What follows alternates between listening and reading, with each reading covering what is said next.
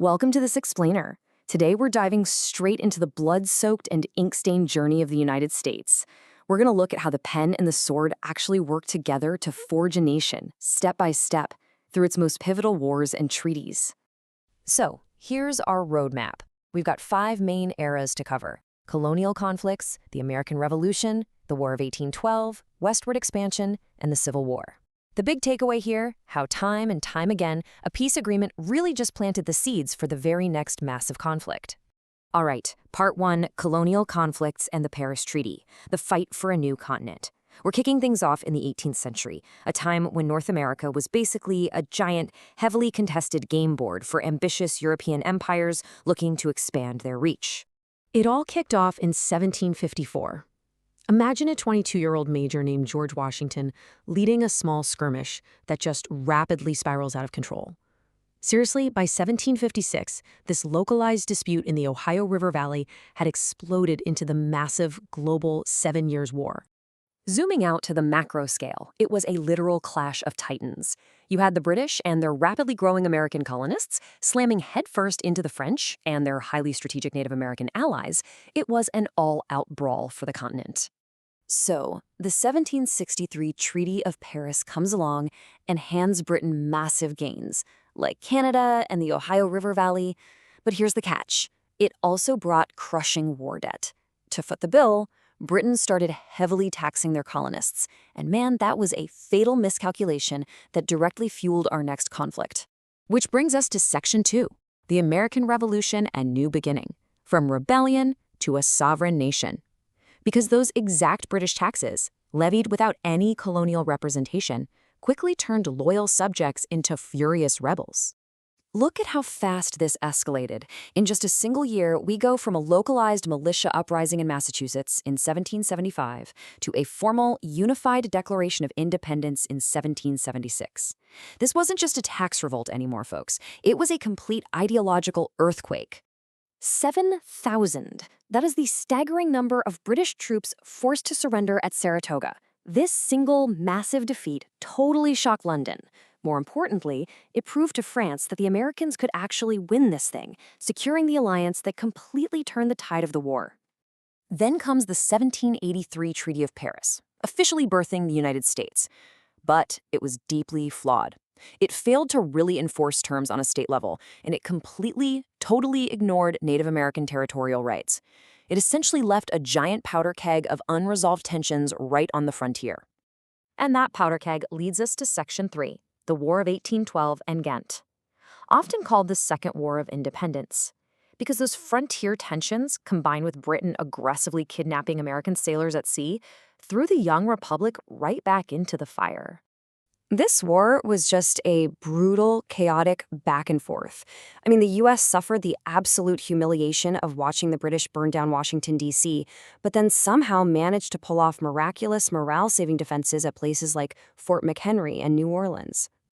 On paper, complete mismatch. You had these highly disorganized Americans literally relying on ragtag militias and even pirate allies fighting the world's most powerful empire to a dead standstill. It really proved to the rest of the globe that the U.S. wasn't going anywhere. Now, the Treaty of Ghent didn't actually exchange any land, but its hidden cost was absolutely devastating.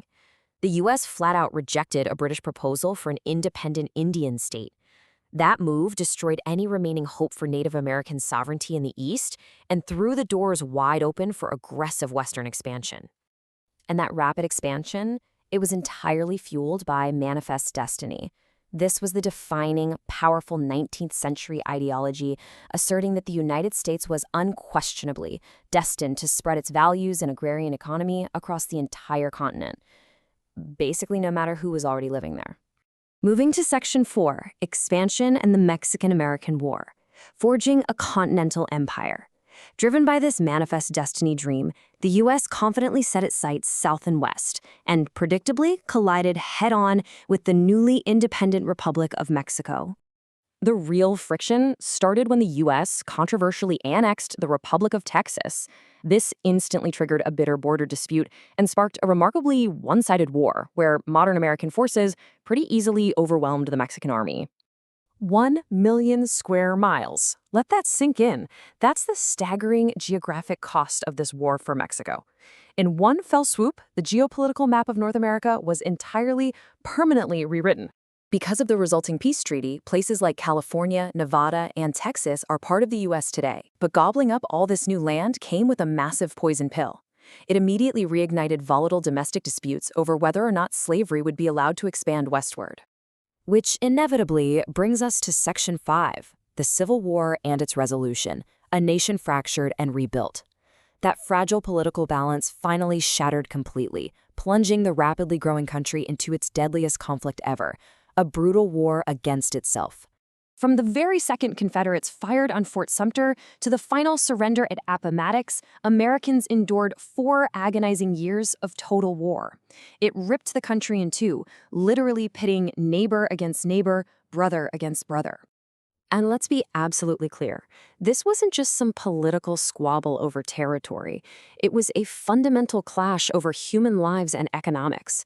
You had the northern states fighting to preserve the Union against the southern states fighting to secede and preserve the horrific institution of chattel slavery. 600,000 lives lost. To this very day, that devastating number remains unparalleled in American history.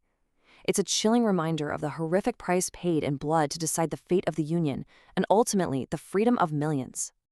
Now, the true resolution here wasn't your standard peace treaty between two nations. Instead, the conflict was resolved through Reconstruction and 3 monumental constitutional amendments, the 13th, 14th, and 15th. These were designed to permanently abolish slavery, enforce equal protection, and totally redefine what it meant to be an American citizen. So, looking back at how every single era of early American history was forged by war and capped with a fragile treaty, we really have to ask ourselves, are national borders and identities inevitably drawn by conflict? It's a heavy question, right? Definitely one worth pondering the next time you look at a world map. Thanks for joining me on this explainer, and keep questioning the history behind the world around you.